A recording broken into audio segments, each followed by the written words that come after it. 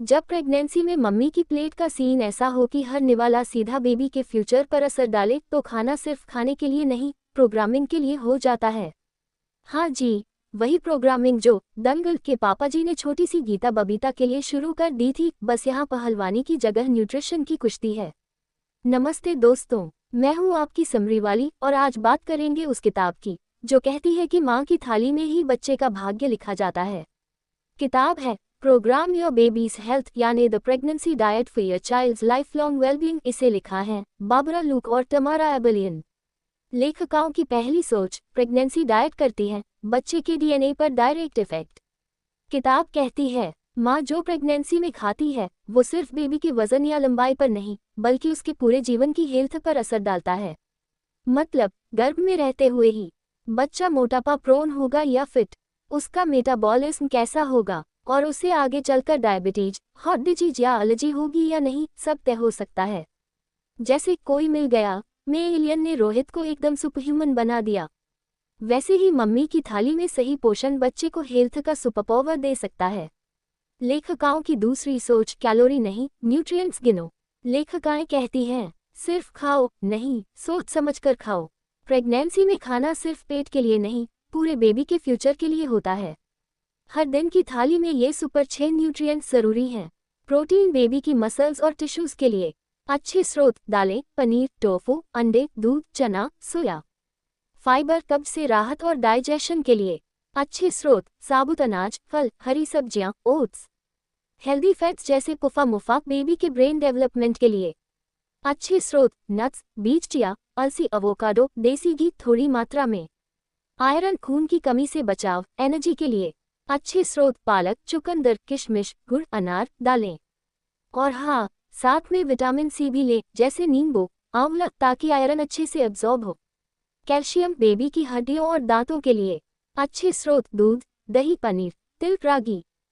Folic acid baby के neural tube defect से बचाने के लिए, सच कहे तो बच्चे के पूरे विकास के लिए चाहिए फोलिक एसिड की जरूरत पड़ती है। अच्छे स्रोत हरी पत्तेदार सब्जियां, दालें, नींबू, fortified cereals. What is to be avoided during pregnancy यानी प्रेगनेंसी में क्या ना खाए।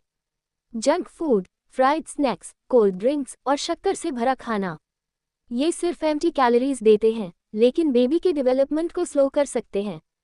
जैसे गाड़ी में खराब तेल डाल दो, चलती तो है लेकिन इंजन खराब कर देती है। कभी खुशी कभी गम की तरह। लेखकों की तीसरी सोच, प्रोटीन है बच्चे का बिल्डिंग मटेरियल। किताब में बताया गया है कि एक प्रेग्नेंट महिला को कम से कम 75-100 ग्राम प्रोटीन हर दिन चाहिए। लेकिन क्यों? क्योंकि बच्चे के हर सेल यानी पेशी, हड्डी, ब्रेन, हार्ट सब कुछ प्रोटीन से ही बनता है। अंडा, दाल, पनीर, नट्स और प्रोटीन शेक्स, ये सब सुपरस्टार है प्रेगनेंसी डाइट के। और अगर ट्विन्स हैं तो प्रोटीन की डिमांड के 3G के डायलॉग्स जितनी एक्स्ट्रा हो जाती है। चक दे इंडिया स्टाइल पंच याद रखना, 70 मिनट है तुम्हारे पास। आराम से खाओ लेकिन हर दिन 70 ग्राम प्रोटीन है तुम्हारे पास बेबी को चैंपियन बनाने के लिए। लेखकों की चौथी सोच, वजन बढ़ाना है लेकिन ध्यान से। अब यहाँ पर ट्विस्ट है। किताब कहती है कि हाँ, प्रेगनेंसी में वजन बढ़ना चाहिए, लेकिन जैसे रणवीर सिंह के कपड़े, कंट्रोल में और सही दिशा में। वजन का बढ़ना ट्रिमेस्टर वाइज होना चाहिए। पहले 3 महीने 1 से 2 किलो, दूसरे 5 से 6 किलो, तीसरे 5 से 6 किलो। न ज्यादा गेन करो न कम, क्योंकि दोनों ही माँ और बच्चे के लिए रिस्क बढ़ाते हैं। किसी कार्टून में सुना था, न ज्यादा न कम, फिर अभी साथ रहे हरदम। अगर स्टाइल में बिना ब्रेक के वजन बढ़ाया तो बेबी को नॉर्मल डिलीवरी की जगह fast and furious over speed मिल सकती है। लेखकों की पांचवी सोच, हाइड्रेशन मम्मी की एनर्जी का गुप्त हथियार। किताब में एक पक्का संदेश है, पानी पियो वरना थक जाओगे और बच्चा भी थक जाएगा। हर दिन कम से कम 8-10 ग्लास पानी, नारियल पानी, नींबू पानी, घर का बना सूप सब बोनस। अगर डिहाइड्रेशन हो गया तो अमनियोटिक फ्लूइड कम हो सकता है, फिर सिर दर्द, कब्ज और चक्कर आम बात हो जाती है। हाइड्रेशन जरूरी है, नहीं तो जा सिमरन जा, वरना ट्रेन छूट जाएगी। यहाँ ट्रेन नहीं, एनर्जी और न्यूट्रिएंट्स छूट जाएंगे। लेखकों की छठी सोच, विटामिन और सप्लीमेंट्स नन्हा बूस्टर। भले ही डाइट पर फोकस है, लेकिन किताब कहती है प्रीनेटल सप्लीमेंट्स यानी फोलिक एसिड, आयरन, कैल्शियम और विटामिन डी की सपोर्ट भी जरूरी है।